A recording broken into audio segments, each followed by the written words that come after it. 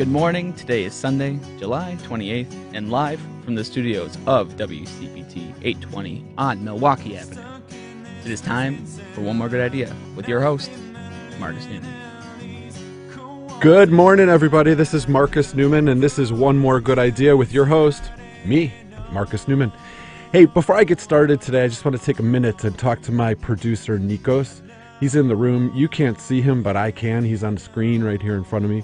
Nikos, this is 2 months of having our show together, and I just want to say thank you. I have no idea what I'm doing, and you helped me to make it seem like I might, and I just want you to know I really appreciate it.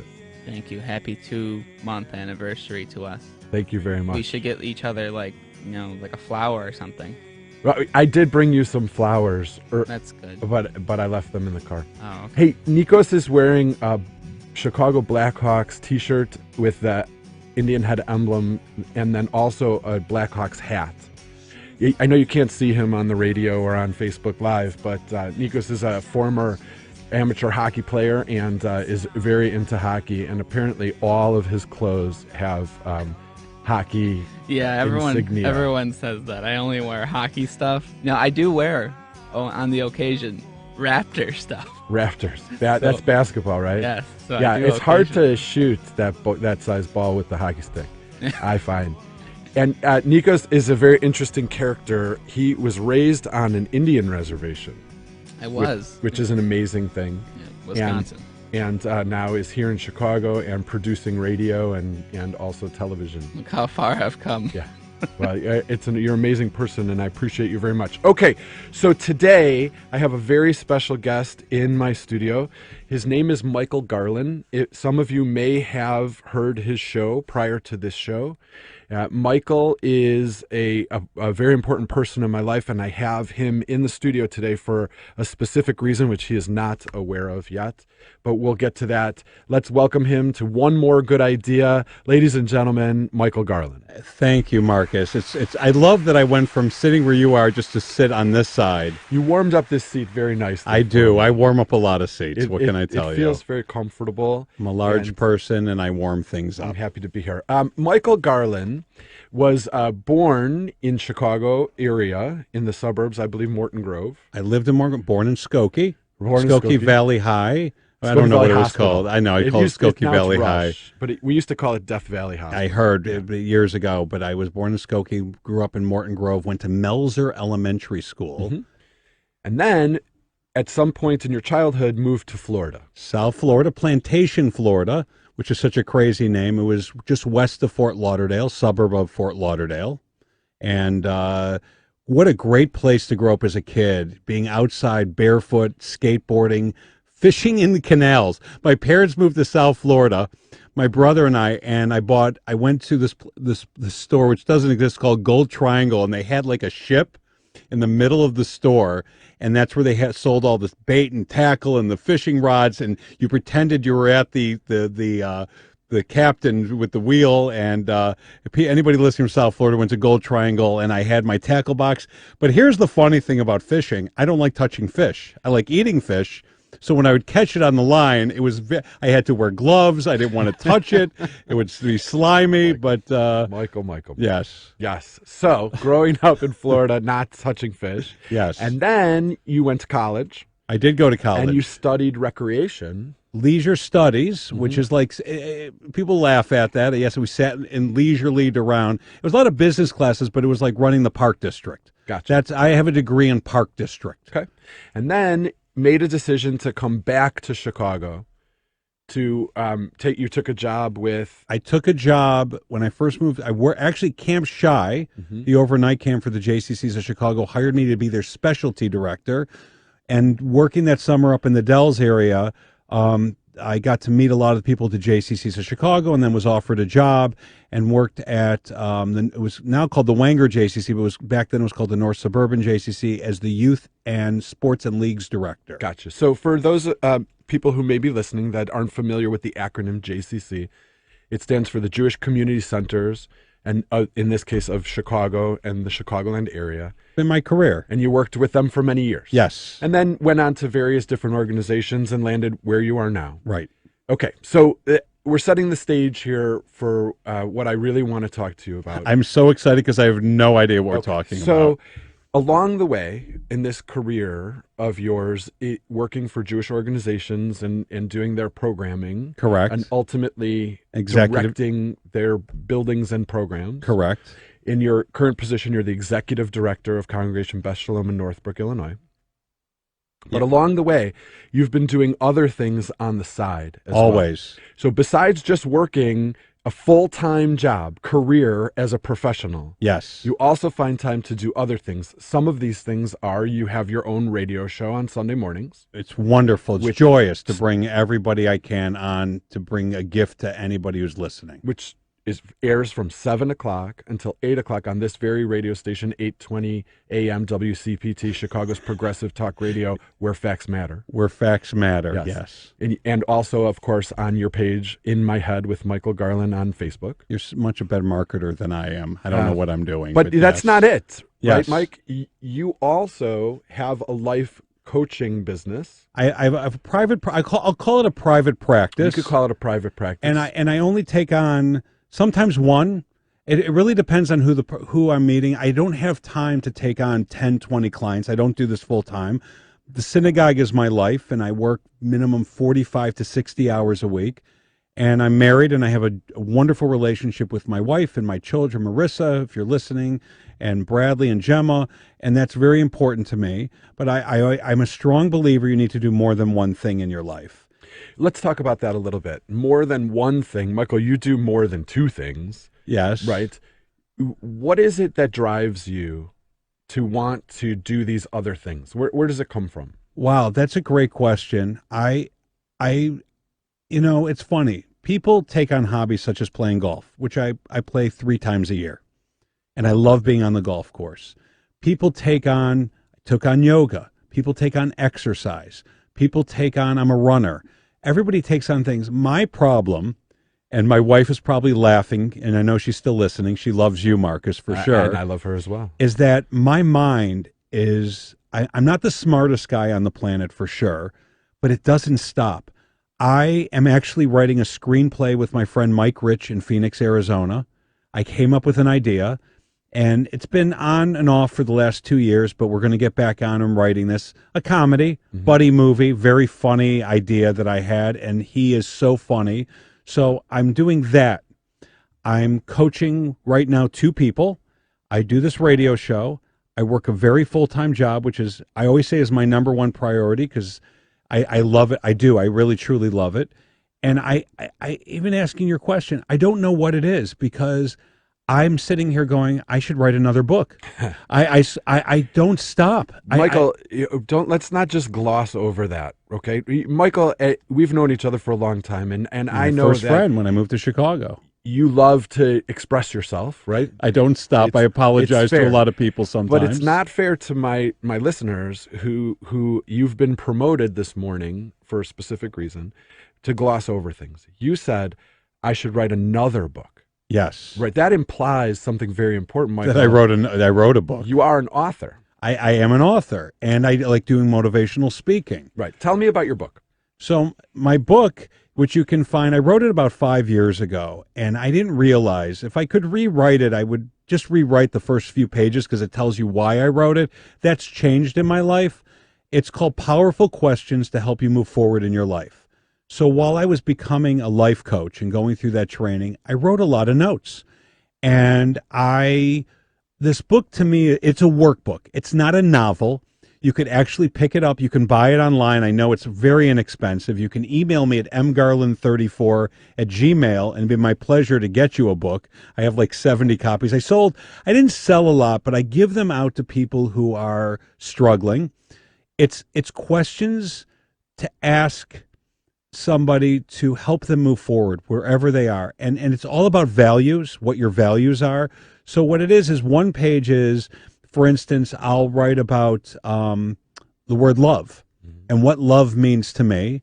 And then I ask a question on the next page is what it means to you. So it's kind of one of these things where I go, you get to get an idea of what I wrote at the time when I wrote it. Really, I started writing about 2010, and I published it, self-published it in 2014. It's now 2019. The questions still matter today. Of course. Yeah. Now, Michael, I'm familiar with your book. Okay. I'm familiar with your career. Yes. I believe you're one of the funniest people that I know. I did stand up in my 20s. Funnier than a lot of people that I know. Now, there's just so much going on. Here's what we promoted today, and what I'd really like to get into with you is the power of appreciation in one's life.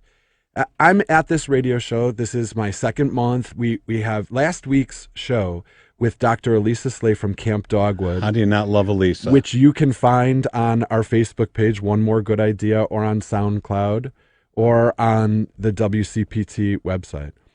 In the last 6 days, Dr. Slay's Camp Dogwood show has had more than 3,000 views. Phenomenal. Now, in the world of digital media and influencers and all that, 3,000 is not a big number at all. In my world, and this show over the 2 months, our first show had maybe 35 or 50 viewers. That's how it starts. And has grown over 2 months to 3,000. Wow. You, Mr. Garlin, are the reason that we're here, right? So, yes. And I want you to know, and have to sit there and take it, that I appreciate you in my life for many reasons. Specifically, your ability to express your creative side, to find avenues where you can put out into the world the things that you're thinking and feeling in a meaningful and relevant way for the purpose of entertaining, helping, and moving along other people is inspirational.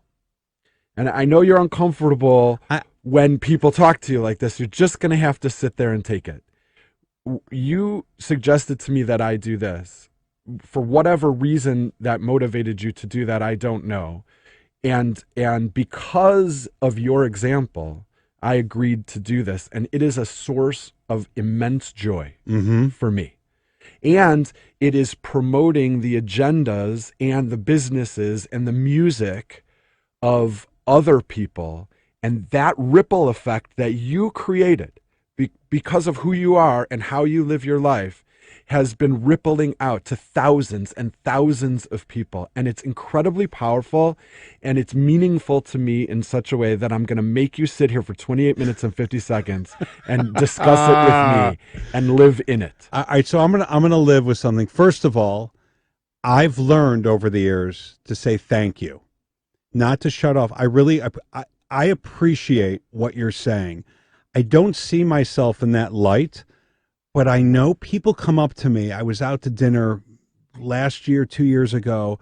A mother came up to me, and she looked familiar, and she came up crying. And this is not to pat myself on the back. And my wife's like looking, and she said, "Your husband allowed me to have my second baby." And I went, "What?" And like I'm staring at her because when I ran JCYS, Jewish Council for Youth Services in Buffalo Grove, this was a mom going through cancer who wanted a second child. And she had met with me, and I said to her, "Have your second child." They didn't have the finances, and I don't care if JCYS listens to her or not. I took her for free. I said, "You can't afford this place. We're just going to take your child. While you're going through your cancer, we're going to take it." And then the cancer left her, thank God. She had her second child, and she started crying because she said, "Because of me." I said, "It wasn't because of me. It was because of your husband that you had a second child." That's science, Michael. Here's what I see in life.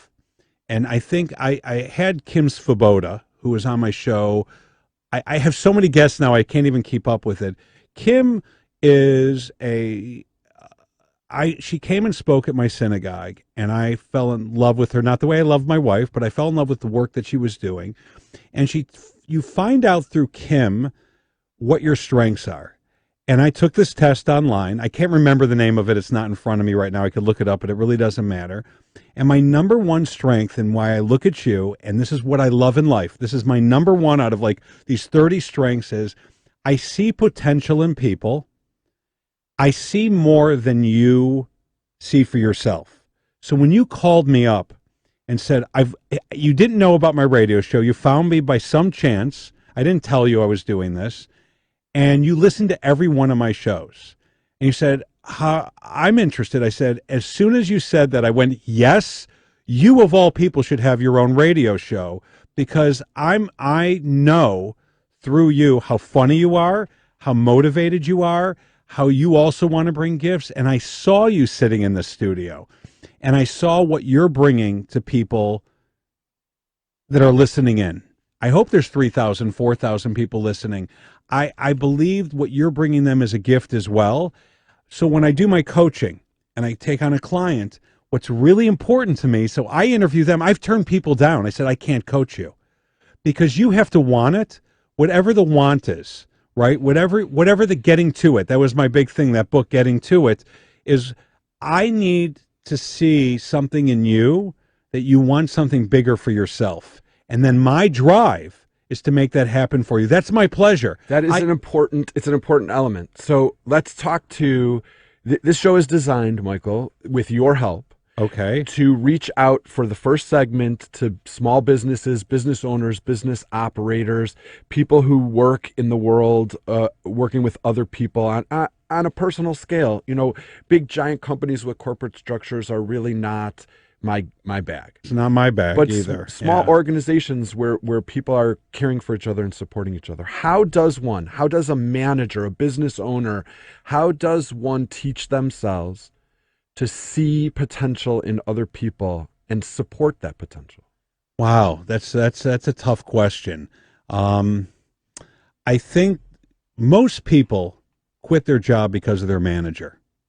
When you ask people why they left where they are, it's because of their manager. I think there's a lack of training from when we were a child and in college of having people understand how to treat you. You have to put people before you. You have to you have to have that need to want people to be successful. I'm a believer I need to hire people that are smarter than I am. I think it's that synergy. And how do you teach that? How do you teach a manager how to motivate their staff? How to see something, or just see something that they don't see? I think you just have to be aware that everybody out there, wherever you are, there's someone looking up to you in some way. Someone's looking up to you. And if you can look at it as, I want to be helpful to them, and you want to give, but you give not to get. There's a lot of people out there going, well, I'm not going to help them. What's in it for me? That's selfish. I think you give because that's what makes the world better. I agree. I agree, Michael. Yeah, I think that's what it is. I don't know how to give that drive to somebody, but I think if they think about it, if there's a manager out there listening right now and you have a team that's not working well for you, then meet with them one-on-one and see how you could be of help to them. I got a great thing, and again, I don't shut up. When I was in sales, learning sales for the first time, I worked for a company called Metro Cleaning. They don't exist anymore. It was my first sales job. And Mitch Darren, who I wanted to get on the show and on my show, and he's a small business guy. He'd be great for your show as well, said to me, stop selling cleaning chemicals. See what people need. And that was mostly the start of it, because I would go out and meet with these building engineers or the head janitor, whatever you want to call them, and I stopped bringing in cleaning chemicals. I'd walk into the building, I'd introduce myself. I said, how can I be of help to you? Yeah. See, Michael, that's a magic question. Here's what I see in you that you may not know. In your need to express yourself and your willingness to find avenues to do so, you're doing it to entertain people and to dare I say, inspire people. I laugh, the entertainment part of it. There's something else about you, Michael, that people should know about. When I met you, you were a larger person than you are today. Much larger. And in weight, we're talking about. In weight, right. Your height's about the same. Yeah, I shrunk a little bit. I'm older. Maybe a half an inch or so. You are significantly older. Yes. But there was a point in your life where you made a tremendous change. Yes. You know, it is easy to take that powerful lens of observation and judgment and focus it outward, look at the world and poke holes in it and tell everybody else what's wrong with them and how they can move themselves along. But taking that lens, that powerful observational judgmental lens, and turning it inward and focusing it on yourself and making true and real change within your own self is a very dramatically powerful moment in one's life. Let's talk about yours just a little bit, and we'll move along. I could talk about it for hours. I want to know, like, what was the catalyst? What happened? What did you feel that made you say, I'm going to change my life? I believe there was a couple moments, like we all battle with weight. Everybody. I got to lose 5 pounds. I got to lose 10 pounds. I see very obese people, and sometimes I just want to go up to them and hug them because it is a disease. It is. Sugar's a disease, as alcohol and drugs are. But we have to eat to live. And I think it was my daughter who hugged me when she was, I want to say 7 or 8. And she may not remember this. And she put her arms around me. And she was, I can't get my arms around you, Dad, but I love you so much. And it actually brought a tear to my eye. And I said, I want to be around for her. And I also see the sickness in the world. I see the cancer. I see the obesity. I see the diseases. And I think for me, I said to myself, I become a self-study a lot. And I looked at that and I said, that's it. I need to get healthy.